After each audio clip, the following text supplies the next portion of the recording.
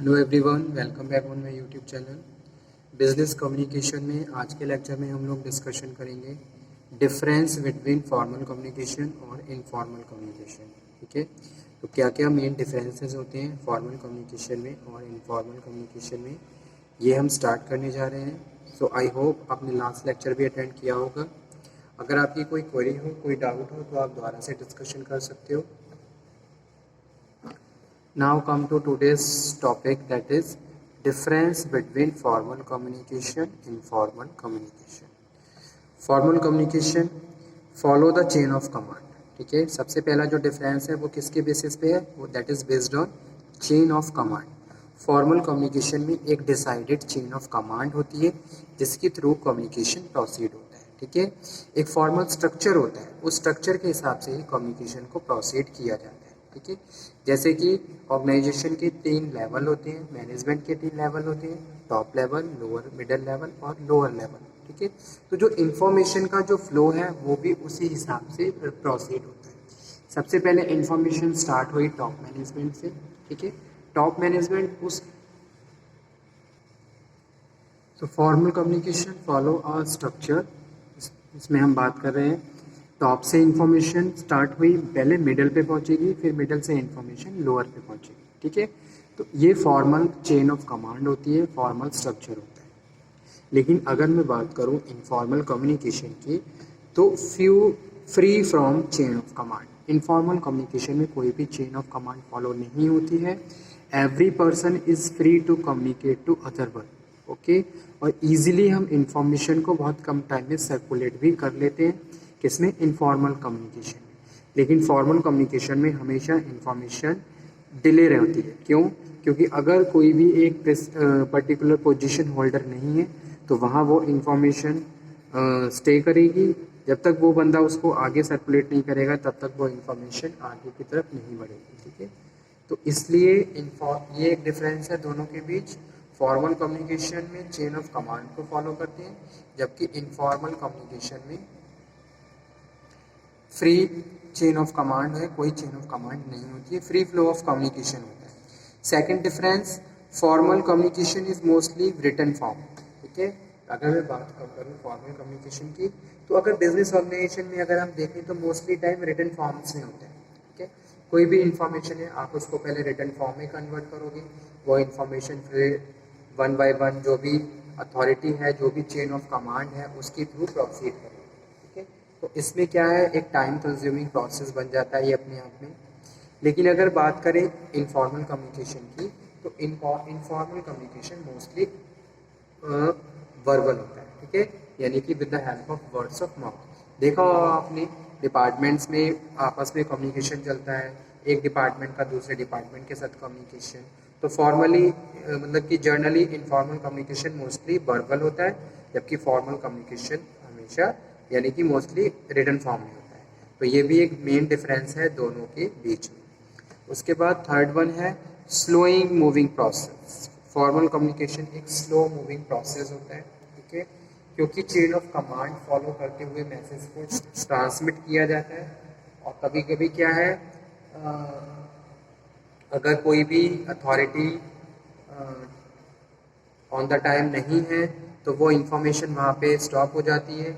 जब तक वो इन्फॉर्मेशन को आगे नहीं बढ़ाएगा तब तक वो इन्फॉर्मेशन आगे नहीं बढ़ेगी। ठीक है, तो इस तरीके से एक टाइम कंज्यूमिंग और स्लो मूविंग प्रोसेस होता है फॉर्मल कम्युनिकेशन का।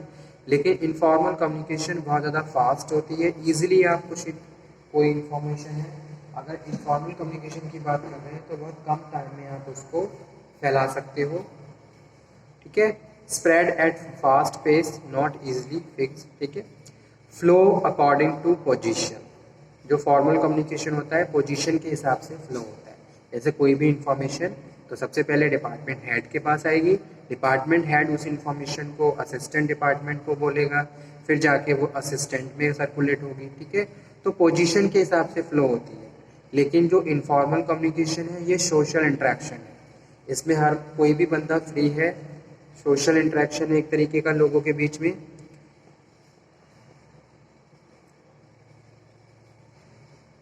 So that's why I am saying formal communication flow according to position और informal communication flow according to social interaction. ठीक है। Sixth one, orderly and systematically flow. Formal communication हमेशा order wise और systematic तरीके से flow होता है। जो भी आपने अपनी ऑर्गेनाइजेशन में एक कम्युनिकेशन का सिस्टम बना रखा है, आप उसी हिसाब से इंफॉर्मेशन को एक तरीके से वहाँ पे प्रोसीड करते हैं। ठीक है। Orderly and systematically flow. Unsystematically direction of flow होता है इनफॉर्मल कम्युनिकेशन में। इनफॉर्मल कम्युनिकेशन में कोई भी सिस्टमेटिकली डायरेक्शन नहीं होती। अनसिस्टमेटिकली इंफॉर्मेशन को प्रोसीड कर दिया जाता है कहीं से भी कहीं तक। ठीक है। सर्व ऑर्गेनाइजेशन नीड।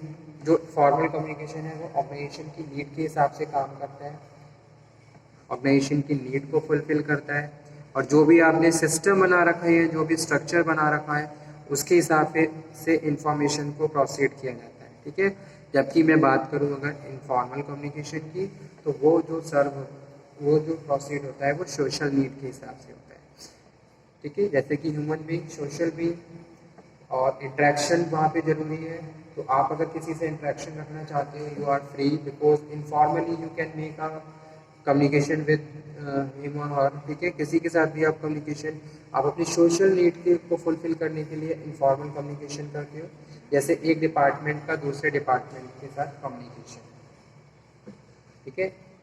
क्रॉस कम्युनिकेशन भी कह सकते हैं, जो कि फ्री टाइम में वो क्या कर रहे हैं, आपस में बातचीत कर रहे हैं। जो भी उनके नॉलेज, मतलब कि आपस में जो भी उनके पास जो भी उनके व्यूज़ हैं वो आपस में शेयर कर रहे हैं, जो कि ऑर्गेनाइजेशन प्रैक्टिस से रिलेटेड नहीं है। बस अपने पर्सनल सेटिस्फेक्शन के लिए, सोशल इंटरेक्शन के लिए वो आपस में बातचीत कर रहे हैं, तो वो इनफॉर्मल कम्युनिकेशन में होता है। इनफॉर्मल कम्युनिकेशन कभी भी प्लान नहीं होता, उसकी कोई प्लानिंग नहीं होती है इनफॉर्मल कम्युनिकेशन की। लेकिन अगर मैं बात करूं फॉर्मल कम्युनिकेशन, तो उसके लिए आपको प्रॉपर प्लानिंग करनी पड़ेगी। ठीक है। एक अच्छी प्लानिंग करके ही आप अपने कम्युनिकेशन को और ज़्यादा इफेक्टिव बना सकते हो। जबकि इनफॉर्मल कम्युनिकेशन में कोई भी प्लानिंग नहीं होती। लेकिन अगर मैं बात करूं ऑथराइजेशंस की और ऑथेंटिसिटी की, तो फॉर्मल कम्युनिकेशन ऑथेंटिक होता है, इनफॉर्मल कम्युनिकेशन ऑथेंटिक नहीं होता इतना। ठीक है। लो स्पीड और फास्ट स्पीड। इनफॉर्मल कम्युनिकेशन की हमेशा फास्ट स्पीड होती है, जबकि फॉर्मल कम्युनिकेशन की हमेशा लो स्पीड होती है। ठीक है। तो ये कुछ डिफरेंस थे दोनों के बीच में, फॉर्मल और informal communication.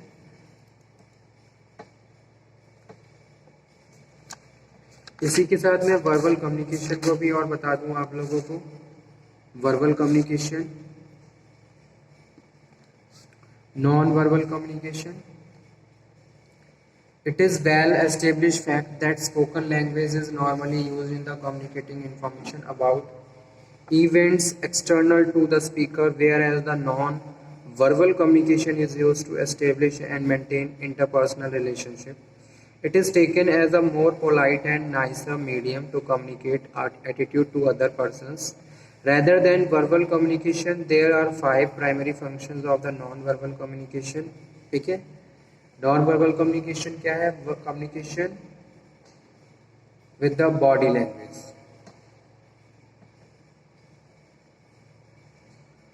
Spoken language is normally used to the communicating information about the event.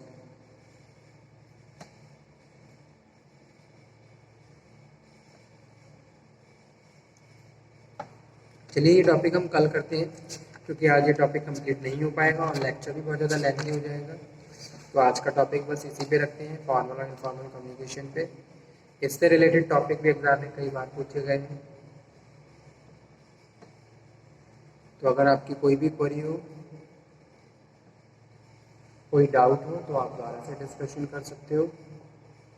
इसी के साथ टाइप्स ऑफ कम्युनिकेशन में upward communication, downward communication, horizontal communication, diagonal communication, वो भी कर लीजिए, वो भी इम्पॉर्टेंट टॉपिक है।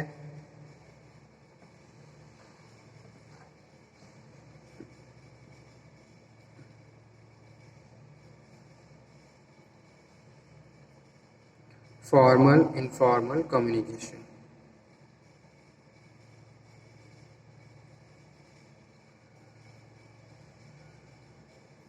So, okay student, thank you very much. Again I am saying, अगर किसी भी स्टूडेंट को कोई डाउट हो तो वो दोबारा से डिस्कशन कर सकते हैं, ठीक है। इंपॉर्टेंट क्वेश्चंस की मैंने लिस्ट आप लोगों को बता ही दी है, बहुत सारे टॉपिक इंपॉर्टेंट बताए हैं। लास्ट टू लास्ट लेक्चर में मैंने लिसनिंग के बारे में भी डिस्कशन किया था। लिसनिंग का टॉपिक भी एग्जाम के पॉइंट ऑफ व्यू से इम्पॉर्टेंट है। लिसनिंग का क्या है, मीनिंग है लिसनिंग, और क्यों लिसनिंग और स्पीकिंग दो इम्पॉर्टेंट एलिमेंट होते हैं कम्युनिकेशन साइकिल के। ओके, लिसनिंग और speaking. So there must be a proper speaker and there must be a proper listening. So you can say that कि भाई वहाँ पे एक प्रॉपर कम्युनिकेशन चल रहा है, ठीक है। कम्युनिकेशन में लिसनिंग और स्पीकिंग दोनों ही अपनी जगह पे इम्पॉर्टेंट रोल प्ले करते हैं। एक अच्छा स्पीकर भी होना चाहिए, आपको एक अच्छा स्पीकर भी होना चाहिए, और आपको एक अच्छा लिसनर भी होना चाहिए, ठीक है। When you speak other will listen you, and when you listen other will speak, then you have to listen also. So easily you can find and understand the message of other one, ठीक है। जैसे कि workers और manager के बीच कोई communication चल रहा है, तो अगर वर्कर्स कोई प्रॉब्लम डिस्कस कर रहे हैं तो मैनेजर को उसको सुनना है, अटेंशन के साथ सुनना है, ताकि वो उनकी प्रॉब्लम को रिकॉग्नाइज कर सकें और उसके साथ उसको बेटर सॉल्यूशन दे सकें। इसी तरीके से अगर मैनेजर कोई डिस्कशन कर रहा है, so subordinate must understand and listen very carefully what he and she is saying। क्या कोई चीज़ टास्क से रिलेटेड है या कोई जनरल इंफॉर्मेशन है, ठीक है। तो लिसनिंग और स्पीकिंग दोनों ही इम्पॉर्टेंट एलिमेंट होते हैं कम्युनिकेशन के। तो ये टॉपिक हमारा फिनिश हुआ आज के इस सेशन में। Okay, thank you very much.